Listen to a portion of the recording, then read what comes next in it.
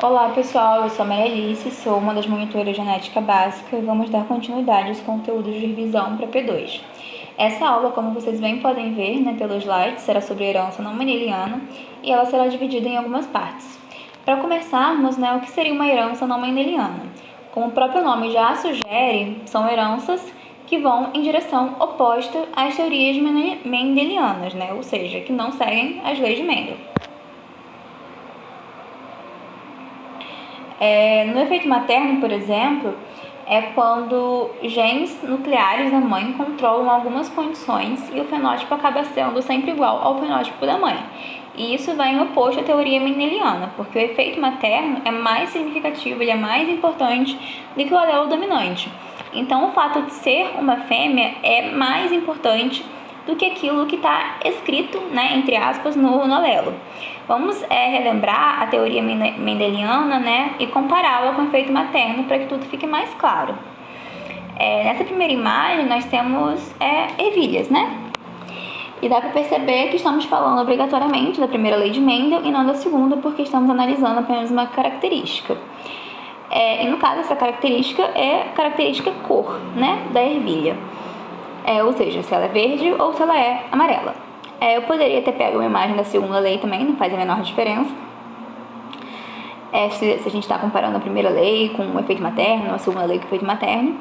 Peguei a imagem da primeira lei apenas porque ela é mais simples, já que se trata apenas de uma característica por vez, Então vamos lá. Nessa imagem, vocês podem perceber que temos uma característica dominante e outra característica que ela é recessiva. E só conseguimos perceber isso porque ao cruzarmos os homozigóticos, Vzinho que determina a cor verde como Vzão que determina a cor amarela, nós encontramos, na próxima geração, que é a geração F1, apenas indivíduos amarelos, Ainda que todos esses indivíduos sejam heterozigotos, e portanto eles carreguem tanto o alelo azão, que determina a característica para a cor amarela, como também o azinho, que determina a cor verde, todos eles são amarelos, mesmo carregando esse alelo azinho que dá a cor verde, Porque de algum modo está acontecendo alguma coisa que está impedindo que a cor verde ela seja manifestada.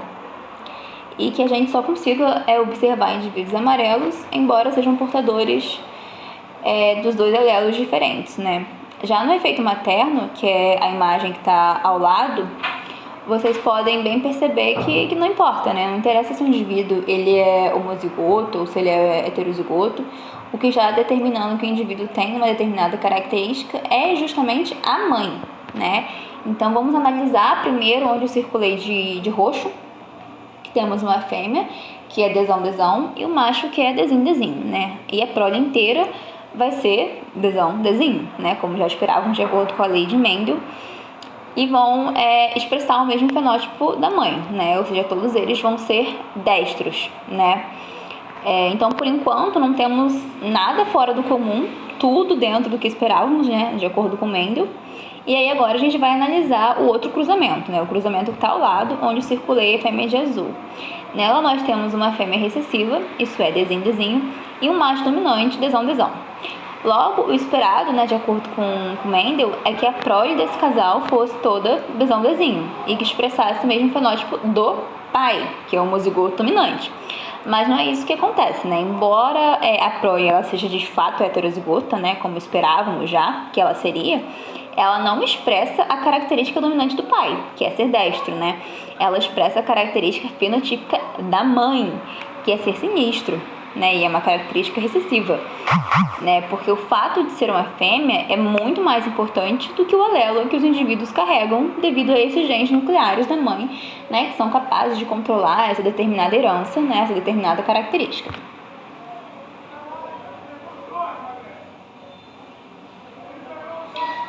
A herança... Deixa eu beber um pouquinho d'água. A herança extracromossômica,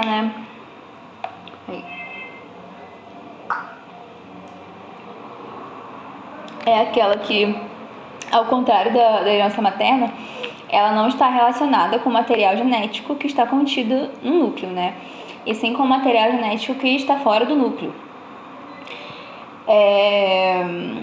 E aí, se esse material genético não está contido no núcleo, né, onde que esse material genético estaria, né? Vocês já devem ter ouvido falar de teoria endossimbiótica, né? Seja na escola ou em biologia celular, ou na penúltima aula que o Vitor deu, né? Porque ele falou sobre isso. Mas, de qualquer forma, eu vou dar uma revisadinha sobre o que é isso, né? A teoria endossimbiótica é a teoria do DNA extranuclear, né? Essa teoria, ela se propõe a explicar como as organelas mitocôndria e o cloroplasto teriam surgido nas células eucarióticas, né? E segundo a teoria, uma célula ancestral anaeróbica, provavelmente maior, que vivia como predadora de outras células menores, ela engolfou uma bactéria, né, aeróbica de vida livre, que evolutivamente originou a mitocôndria, né? Essa linhagem deu origem à célula animal, e a linhagem que, além de englobar a mitocôndria, englobou também o plastídeo, o cloroplasto, né, teria dado origem à célula vegetal, né? Este procarioto, ele teria conseguido, assim, escapar da digestão, né, celular e evoluir em simbiose com a célula procariótica, né? Que no caso seriam essas organelas que nós temos de hoje em dia, né? E essa célula procariótica, ela recebia abrigo e alimento, né? E em troca, ela fornecia energia, né, para essa célula maior.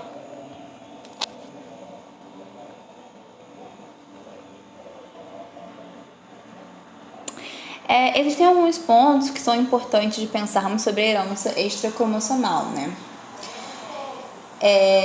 Nos animais que se reproduzem de forma sexuada, apenas a mitocôndria da mãe ela é herdada pela prole, né? Isso porque vocês podem observar no vídeo, quer dizer, não tem como observar no vídeo, né, que a mitocôndria está na cauda e não na cabeça, né? O que vocês podem observar no vídeo que eu vou falar depois. Mas eu já mostrei isso em imagem para vocês em aulas passadas, né? De que a mitocôndria, ela não se encontra na cabeça do espermatozoide, ela se encontra na cauda. E é justamente a parte da cabeça, né, que vai entrar no gameta feminino para fecundá-lo. Então, essa parte do DNA mitocondrial paterna, ela é totalmente perdida, né? E a prole, ela se forma mantendo apenas mitocôndrias de origem materna. E aí é isso que esse vídeo está mostrando, ó. Reparem que o espermatozoide está tentando entrar, ele entrou só a cabeça e a cauda foi embora. Essa cauda que foi embora é a cauda que continha as mitocôndrias, né? Então, essa célula ovo, né, esse indivíduo que vai se originar a partir dessa célula ovo, né, que vai se replicar por mitose e tudo mais, ela vai ter apenas DNA mitocondrial materno, né? Ela não vai ter DNA mitocondrial paterno por conta disso.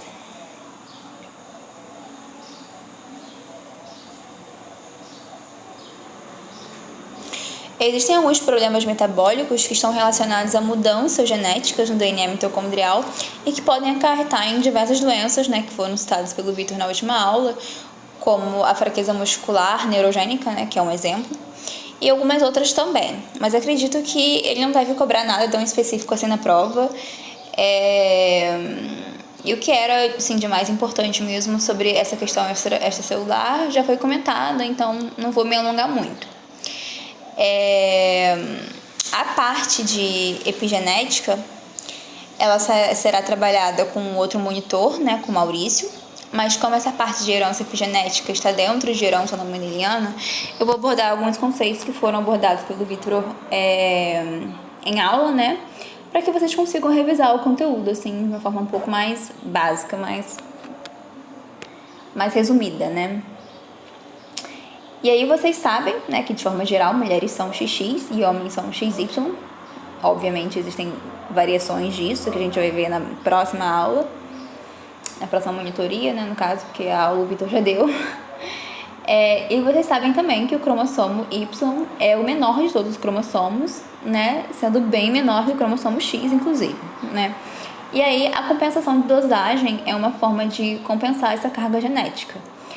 Ela é um mecanismo de compensação, onde ocorre a inativação de boa parte de um dos cromossomos X das fêmeas, no caso dos mamíferos, né. e isso faz com que as fêmeas não tenham uma carga genética maior do que os machos, né? Justamente porque a maior parte de um dos seus cromossomos X foi inativado durante o desenvolvimento embrionário das fêmeas, né? E aí, como ocorre esse processo de inativação, né? Existe um sítio de inativação que é chamado de Centro de Inativação X, ou CHIC, né? XIC, que aparece aí, que é onde inicia-se esse processo de inativação do cromossomo X. E essa inativação vai ser propagada, né? Ela vai se propagando, né, pelo cromossomo até a outra extremidade, né? E aí vale lembrar que alguns desses genes são transcritos no início do desenvolvimento embrionário em baixa quantidade, né, nos 2 cromossomos X da fêmea, e depois um desses cromossomos X vai ser silenciado de forma aleatória, né? Embora alguns desses genes sejam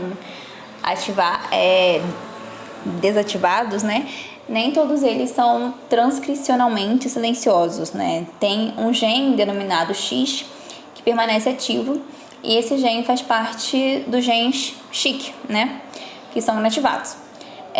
Através de experimentos feitos em camundongos que possuem esse mesmo gene X, foi observado que esse gene é transcrito durante o início do desenvolvimento embrionário dos 2 cromossomos X, né, de camundongos fêmeas, e ao longo desse processo de desenvolvimento embrionário, os transcritos de um desses genes envolvem um dos cromossomos X. E os transcritos de outro gene X, né, X, acabam se desintegrando, né, e reprimindo a transcrição adicional desse gene através de um processo chamado de metilação, né, que nós vamos ver um pouquinho mais à frente. Então, na fêmea, o gene X, que permanece sendo transcrito, é envolvido pelo RNA X, e o outro gene X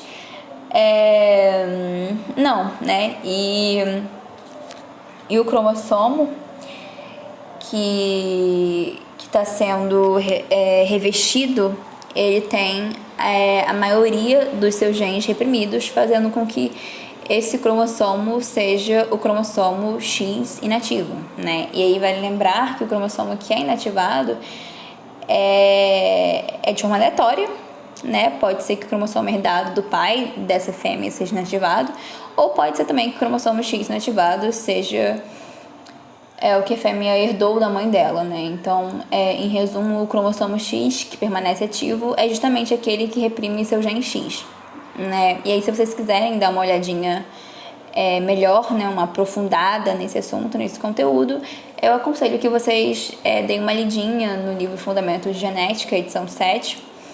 E essa parte aí, ela tá na página 666.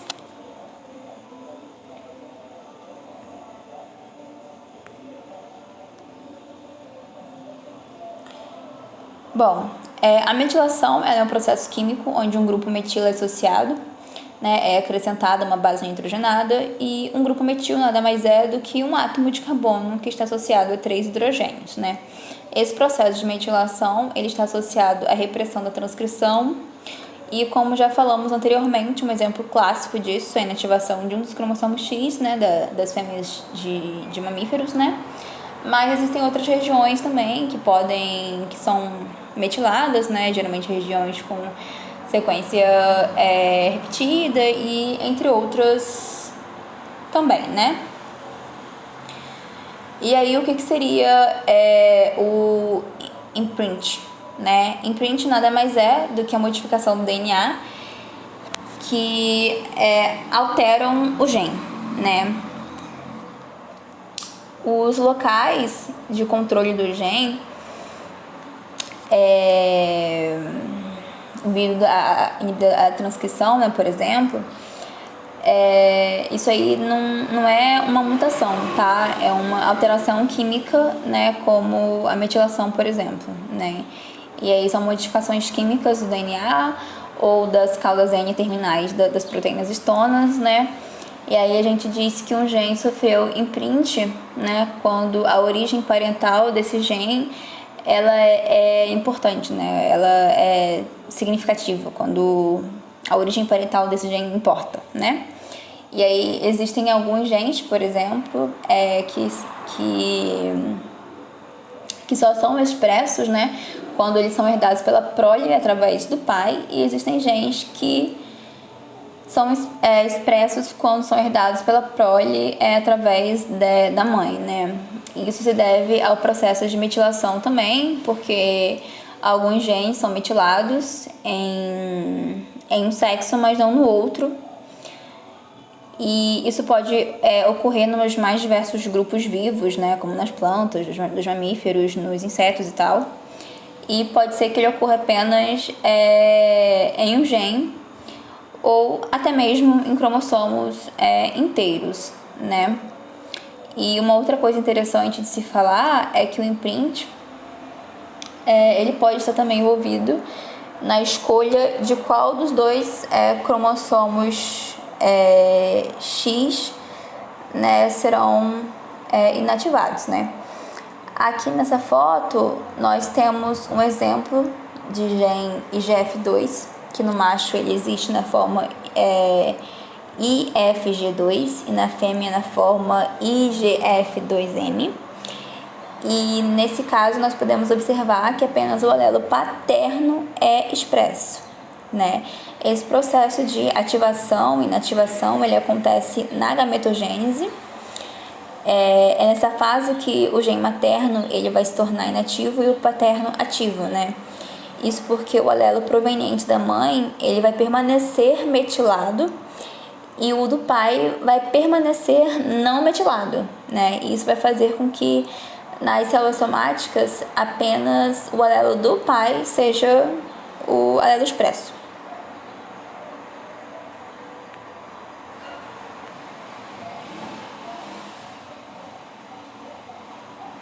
Se vocês encontrarem, né, um gato cálico ou um gato tricolor, né, muito provavelmente esse gato será fêmea, mas isso não é regra, tá? Não é obrigatoriedade, até porque pode ser que um macho que seja, né, XXY,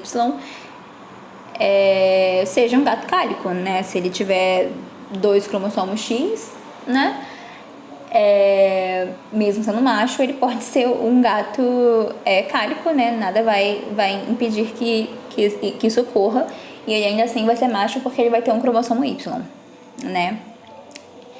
Mas no caso, assim, em regra, né, só existiriam fêmeas tricolores, né? Só existiriam gatas cálico, né? Não existiriam machos, mas como existem trissomias, né, relacionadas ao sexo, né?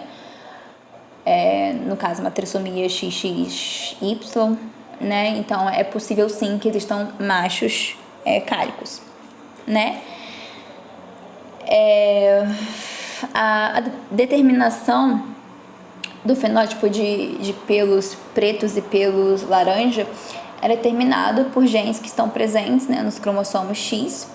E aí um dos X pode estar carregando informações, né, que vão conferir a coloração preta, e o outro X pode estar carregando informação, né, que vai conferir a coloração laranja, né?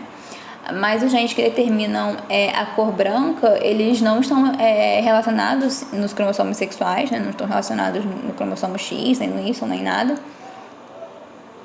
E sim cromossomos que são cromossomos autossômicos, né? Que são os outros cromossomos do genoma.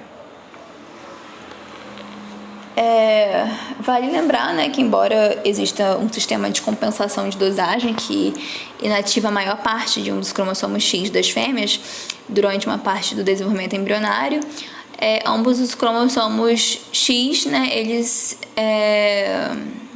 estão ativados no início, né? Então, conforme as células elas forem se dividindo, os genes contidos nesses cromossomos estarão, né, ativados. E o que eu quero mostrar com esse desenho didático que eu fiz tipo, essa primeira bola azul, ela seria uma célula, né, contendo 2 cromossomos X ativos que mandam uma mensagem de expressão tanto da cor preta quanto da cor laranja, né?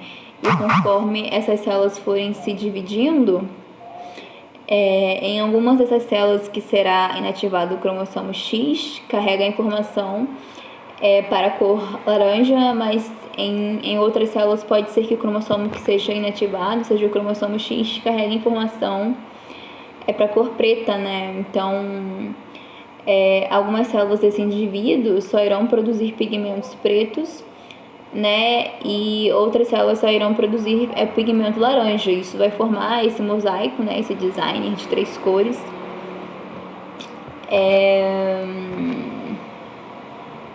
E uma vez que o cromossomo inativado ele for escolhido aleatoriamente, né? Ele permanecerá inativo em todas as suas células descendentes, né?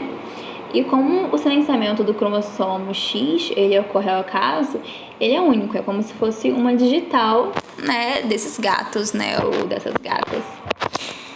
E aí é isso. E aí esse desenho, né, tá mostrando justamente isso que eu acabei de explicar. Então, assim, na segunda parte a gente tem 2 bolas azuis, né, vocês conseguem perceber que a célula de cima, né, o cromossomo que carregava o gene que determinava a cor laranja, ele foi inativado, né? Então só o cromossomo que carrega o gene que manda ser cor preta tá ativo ali, né? E aí essa célula ali de cima, ela só vai produzir células com essa mesma descendência, né? Então todas aquelas células ali daquela região vão ser células que vão dar cor ao pigmento preto, né? Tipo, vão formar regiões pretas na gata, né? Ou no gato XXY. E essa célula de baixo aí, a gente consegue ver que o cromossomo X que foi inativo, né? Que eu pintei de branquinho, é o cromossomo X preto que foi inativo, né? Então, o X laranja, ele permanece ativado, certo? E aí essa linhagem de células só vai dar origem às células iguais a ela, né? Ou seja, células que tem também o X preto inativado e o laranja ativado. E aí vai formar regiões alaranjadas, né? Onde tiver esse tipo celular, entendeu? É isso, pessoal. Vale lembrar que essa é uma aula de revisão de conteúdo para a prova, então os assuntos são revisados de forma superficial, né, para que vocês lembrem da aula que já foi dada pelo professor e também para que possam surgir dúvidas, né. E aí, como vocês já sabem, o e-mail para tirar dúvidas é monitoriageneticabasica@gmail.com e qualquer coisa é só mandar um e-mail. E não se esqueçam de reforçar o conteúdo e de tirar suas dúvidas. E muito obrigada pela atenção. E é isso, e até o próximo vídeo.